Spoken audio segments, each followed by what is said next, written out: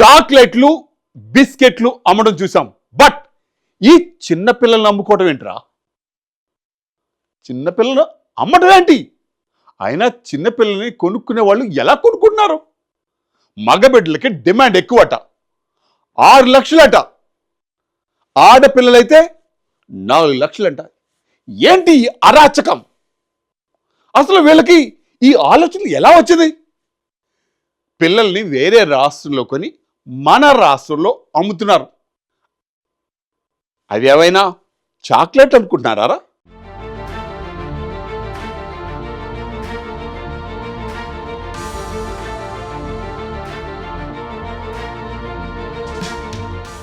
హైదరాబాద్లో చిన్నపిల్లల విక్రయాల అంతర్రాష్ట్ర ముఠాను రాచకొండ పోలీసులు అరెస్ట్ చేశారు.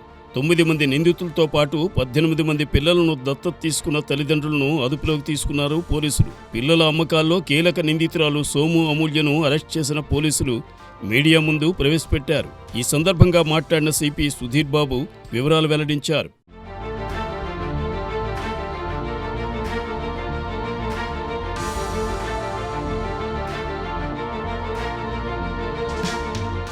పిల్లల విక్రయాల కేసులో మొత్తం ఇప్పటి వరకు 27 మంది నిందితులను అరెస్ట్ చేశాం.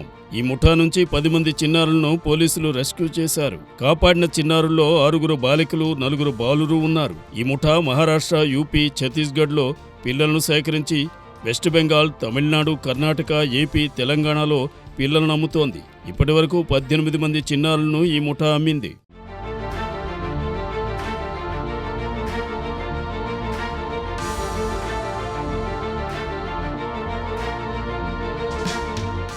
కీలక నిందితురాలు అమూల్య 10 మంది చిన్నారులను అమ్మింది.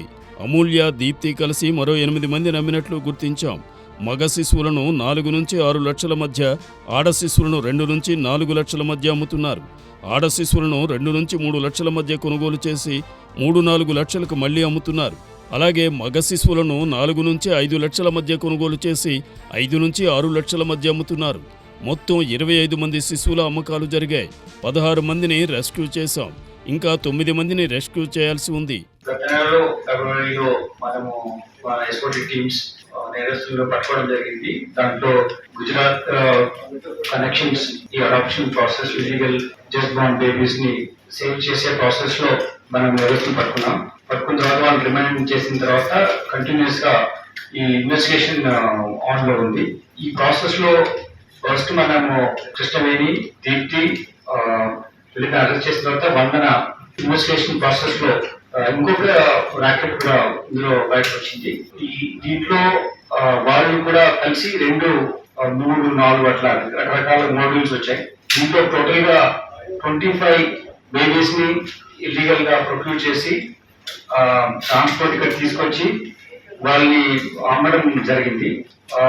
ఈ ప్రక్రియలో చాలా మంది పేరెంట్స్ వాళ్ళు ఇప్పుడు పర్చేజర్స్ అయినారు, ఆ తర్వాత నేరస్తులు అయినారు. ఇందులో ముఖ్యంగా గుర్తుంచుకోవాల్సింది ఏంటంటే జేజే యాక్ట్ అయినా సరే, హిందూ అడాప్షన్ మెయింటెనెన్స్ యాక్ట్ అయినా సరే, ఎక్కడైతే money so no adoption process section 17 and 61 ఇది ఒకటి గుర్తుంచుకోవాలి. ఈ విషయంలో వాళ్ళు నేరం చేసిన వాళ్ళు అవుతారు డబ్బులు ఇచ్చి కొన్ని ఉంటే.